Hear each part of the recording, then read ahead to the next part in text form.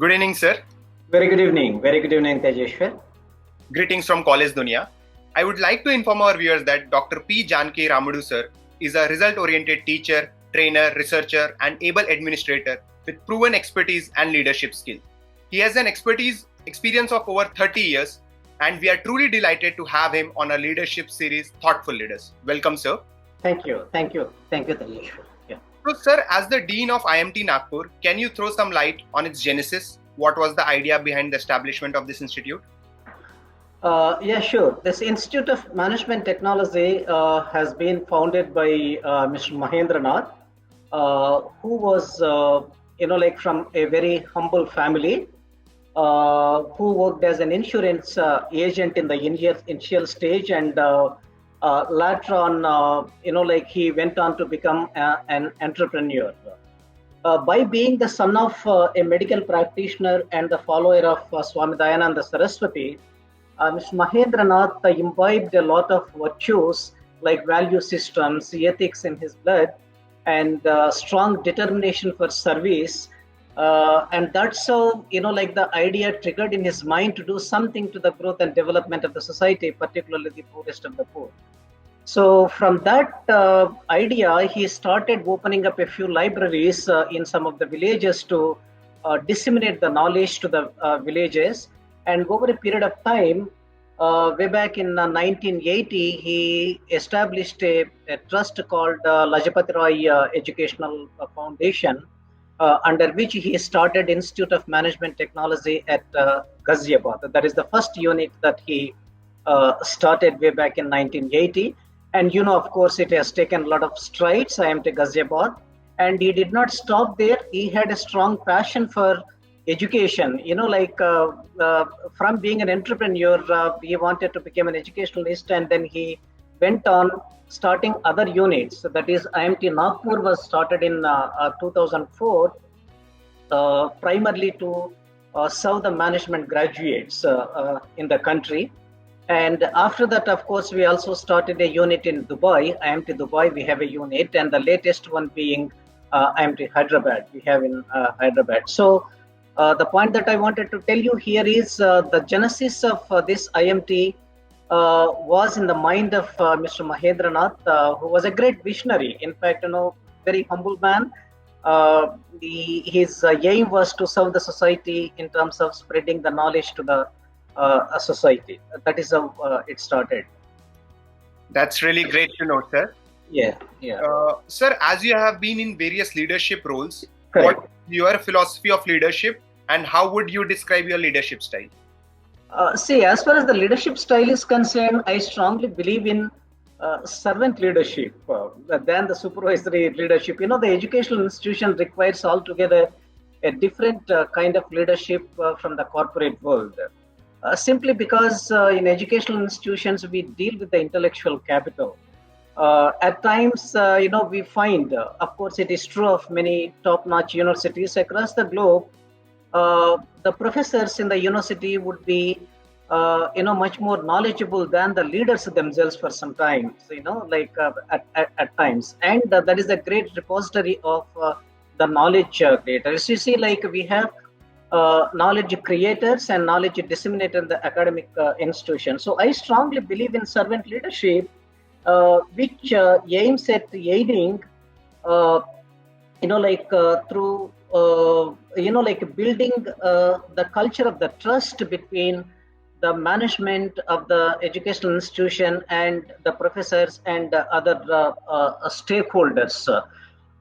So the building the culture of the trust. And the second thing is, I believe in providing maximum autonomy to the professors, particularly in academic institutions. Through proper guidance, and consensus building and intellectual engagement. If you ask me, what is the key aspect of my leadership is, number one, I always provide academic autonomy to the professors, number one. And number two, I strongly believe in intellectual engagement. As such, there cannot be any kind of bossism or supervision in an educational institutions. Leaders of any educational institutions, of course, visionary leaders, of course, should be ultimately the facilitators, for the professors to come out with their innovative ideas, to do excellent research and contribute maximum to the growth and development of the domain that they choose, be it management, be it engineering, be it science, be it humanities, whatever it is. So I believe in that servant leadership. So, and as far as my philosophy is concerned, I always believe in uh, excellence through goal congruence. So this is another important aspect in an educational institution.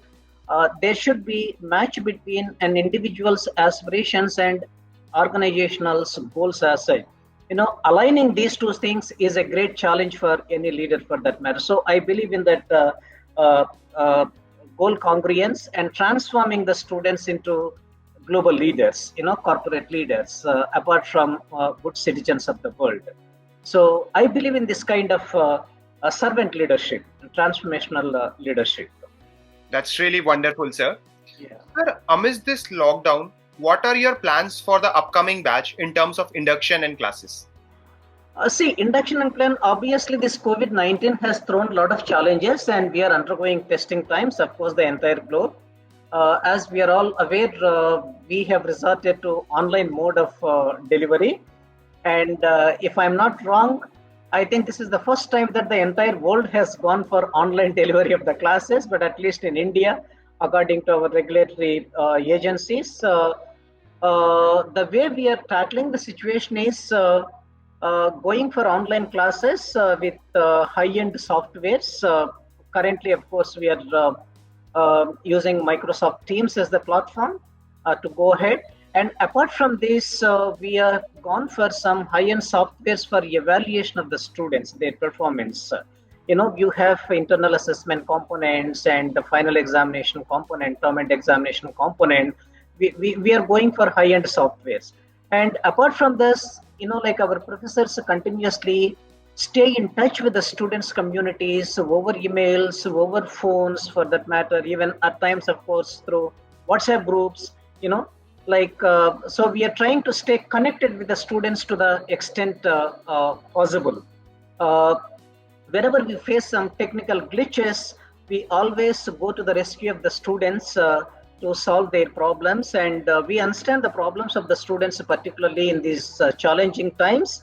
And we are trying our level best to stand by the students' community in these times. Had it been campus classes, of course, we wouldn't have any problems in staying connected with the students. But the greater challenge for us now is staying connected with the students. And thanks to that technology, I'm sure if Charles Babbage, the father of computer science, was there, he would have really felt happy as to how this technology IT has been helping, the entire world. That's how we are going ahead, Mr. Tejeshwar. Rightly said, sir. Sir, we know the market trends are changing. Now, Industry 4.0 is coming into the picture. Sir, how is the curriculum being changed so that it is in synchronization with the changing market trends? Yes, sir. Actually, curriculum at IMT Nagpur has been very dynamic. And we have a policy of changing the curriculum on an yearly basis. There are two things here in offering a postgraduate program in management. One is about the program structure, that is the architecture we have, which by and large remains the same at least for 2 to 3 years or so. And second thing is about the courses, the specific courses in the programs that you have. And the third component is the syllabus, which you are talking about is, like the curriculum, the specific contents of the course that are to be delivered to the students' community. While we keep our program structure or architecture maybe by and large static for a couple of years or so, or 3 years maximum, we keep reinventing the new courses on an yearly basis. And the third point, most important point, is we have a policy of reviewing our course contents at least to the extent of 15 to 20% every year by the professor concerned. And that 15 to 20% minimum, I am saying that 15 to 20% will be in line with the latest developments that take place in the industry from various domains. So this will be done again vertical specific, say for example, banking and finance, insurance, banking and finance, one vertical. Like, say, for example, operations management is another, marketing, say, for example, another vertical. So we have excellent blend of faculty with industry and academia experience. So our professors are continuously in touch with the global developments, the changing world in the corporate world, and they bring in, like the world class kind of contents into the course to teach to the students. So only the way for us is innovate continuously. Innovation is the key for us, particularly in terms of this course contents. So that is how we stay, uh, current with what's going on in the industry. There is no uh, point in being complacent as far as the course curriculum is concerned. We are very dynamic in nature, and we keep revising our course curriculum on an yearly basis to meet with the new requirements, corporate requirements. That's how we go ahead. Rightly said, sir. Innovation is the key. Yeah. Sir, due to this COVID-19, students are skeptical about the final placements. What are your thoughts on this skepticism? In my opinion, of course, many organizations would obviously try to cut down the cost because their production has come down, no doubt about that. But at the same time, I am of the opinion some of the sectors like banking, insurance, and finance will pick up in the near future. No doubt, COVID-19 has impacted the industry and the academia. But according to me, as I see, there is a lot of opportunity for the economies to grow even in these challenging times as such. Now there is a slump, there is a slowdown in economic activity, no doubt about that. And economies across the globe have been badly affected, severely affected. The GDP would have come down, right? And several sectors have been badly affected, and shareholders, particularly, would have their wealth would have gone down, no doubt, eroded. As far as the placements is concerned, yes, it may look gloomy at present, but I believe at least in a year or two, I think it will pick up. This year, maybe there would be some kind of impact, as I see, particularly on the number of companies that visit the campus and the quality of the placement. But if the education institutions can pick up in training the students, to cope up with the new challenges in the wake of this COVID, I don't think there would be major concern for the placements for the students as such. As I see, the industries are grow. They are to grow. The economies are to grow. Various verticals are to grow as such. Maybe there would be impact, but not as much as one would probably think. Rightly said, sir. Industry will definitely grow, sir. Yes. Sir, And one more point, I'm sorry for the interruption. The recruitment probably in this academic year, by and large, would be online. That's another challenge for the recruiter to judge the capabilities of the students. Instead of visiting the campuses, that may be a greater challenge for the recruiters to visit the campuses and recruit the candidates. So therefore, they may have to resort to this online mode of recruitment. And as we know, it may not be possible all the times for all corporates to judge the skills, capabilities of the candidates and recruit. That may be a challenge, but I'm sure, we have the technology to come out of such, to face with challenges and come out of such challenging times. Yeah. Rightly said, sir. Sir, what do you think are the USPs of your institute? I was indirectly mentioning earlier, the best USP of our institute is the intellectual capital, the professors. I always have the greatest regard for my professors. You can even look into the profiles of our professors on the institution's website. Every professor is highly accomplished in his or her own domain. If you deeply look into the profile of each and every professor comes with the rich experience from the industry as well as the academia.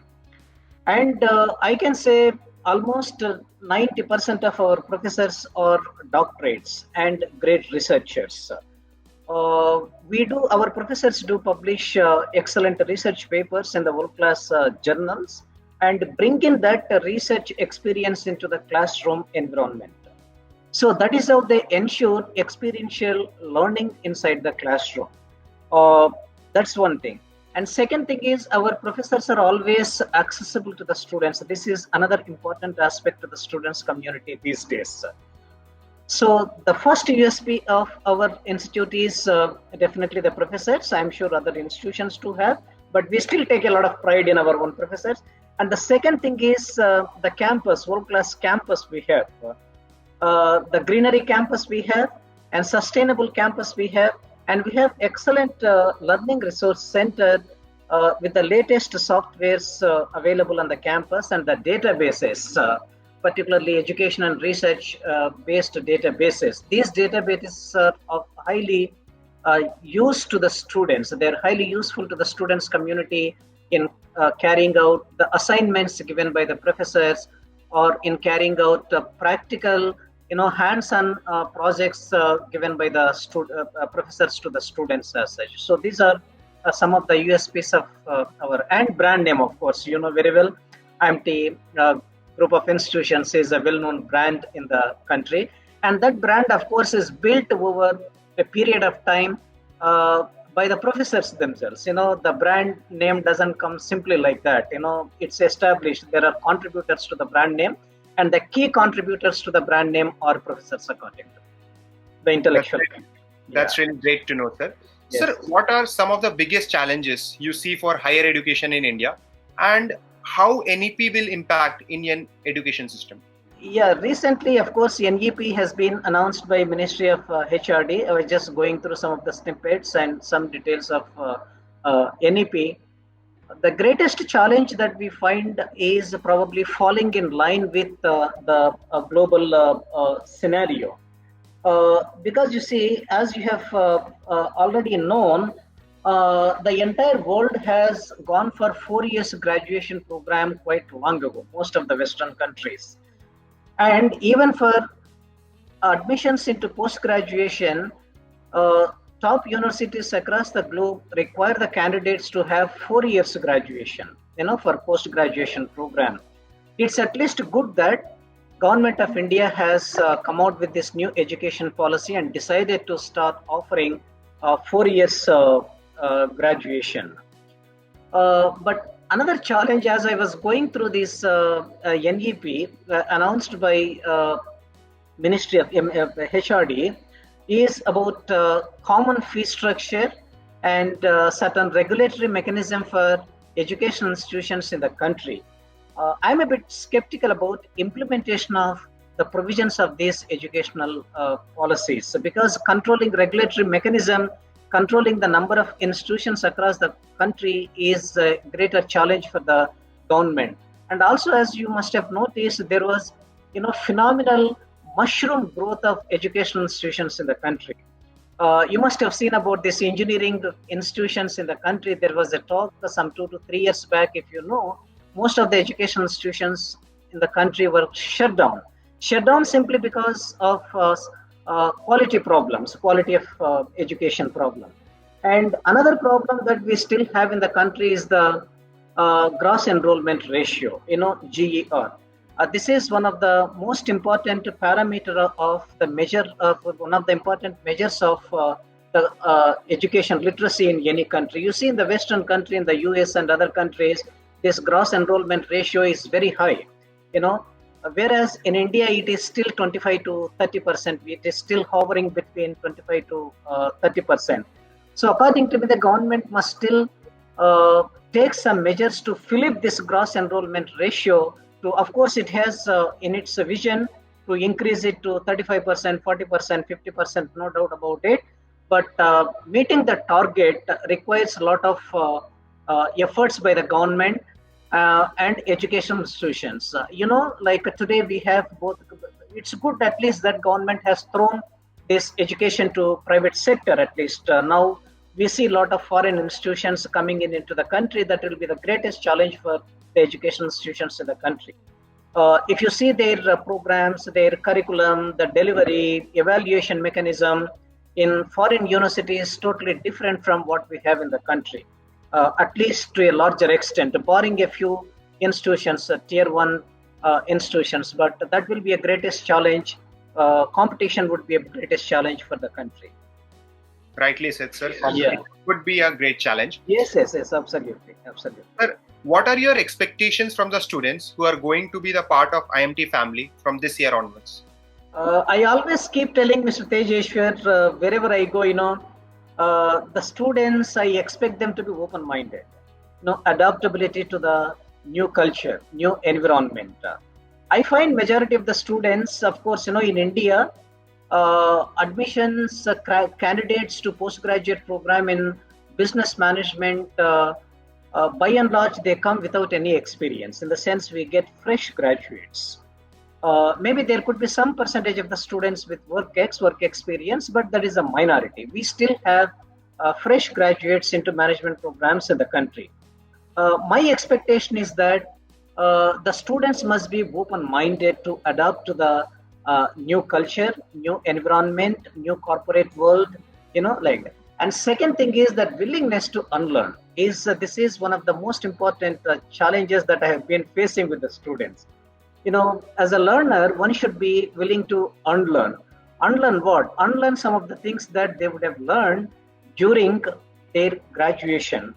As I see, I'm not blaming any educational institutions per se, but as I see, some of the universities may still be teaching some of the outdated curriculum. We can't rule out in the country. If you go for deeper research, we still find out that the students, when they come with that kind of knowledge here, they should be able to unlearn those things and relearn the things. And another important thing is, as a management graduate, I always expect the students to be a good team players. This is very important. In any organization, you see, these days, working together is more important than working as an individual. It's very difficult for any individual to succeed in isolation. In every field, working together is the key for every student, for that matter. So this is how, then I expect the students, another thing I'm finding generally in management education is managing with the professional and personal schedules. They have a lot of personal schedules, of course. Technology, one way, it's a boon to the students' community, and the other way, it is also a bane to the students' community. It all depends on how they use the technology. Managing with the time, managing with the schedules is the key challenge for the student. This is where I said, if they're open-minded to the changes, maybe they will have to sacrifice some of the quality time for the sake of their future. They should be willing to accept that fact that they have to sacrifice some of their quality time, at least for about 2 years, to ensure that their future is brighter. And we are here to mold them, definitely. We are here to mold them. We don't expect, super intelligent students into our system. Rather, we expect highly motivated students into the system. Willingness to change, willingness to adapt to the new changes, willingness to learn. So these are some of the qualities that I expect from the students' community. That commitment part of it, involvement part of it. So these are some of the features that we expect. We are here to impart the knowledge to the students. Important attitude is another important critical aspect of the student. If they have right attitude, learning anything in the world is never a challenge, according to me. As such, we are there to support the students' community. That's really great. Thank you. At last, what would be your suggestion of students who are preparing to join your prestigious institute? What skills they should acquire so that they do not lag behind?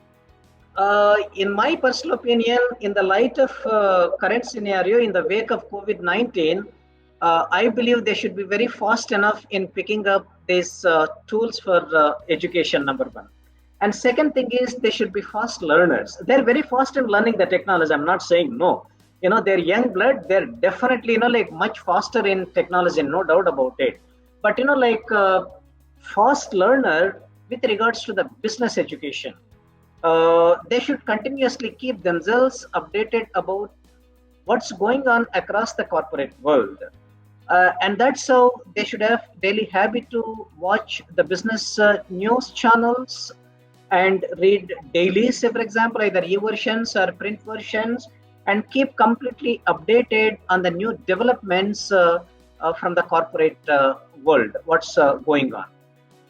And second thing is, like, of course, definitely we are not in the rat race. I'm not saying that they should be in the rat race, the students community, but they should always, like, they're at the forefront in the light of this competition, and should not lag behind in terms of acquiring the knowledge, number one. And second thing is application of that knowledge in real life scenario. And this is where professors will help the students community to test that knowledge in real life scenarios, like case study based experiential learning, as I have mentioned to you. And industry relevant, industry application oriented assignments, research based assignments. They should tie up with the professors in learning new things in the corporate world, in the economic environment. So they should be go-getters, they should be good initiators. They should not wait for somebody to tell them, hey, look, this is how the world is changing. You also have to change. No, like, they should change themselves. They should be fast enough, right? And we are here to push. They can always utilize as the stepping stones to, go ahead in their career progression. These are my suggestions to the students, to be fast enough, as fast as like cobras, say, for example, like, to deal with the current challenges that they're facing. That's really great, sir. Sir, this discussion was really insightful. I'm sure viewers will learn a lot from it. Thank you for your time, sir. Thank you very much, Thank you very much. Thank you for giving this opportunity. Thank you.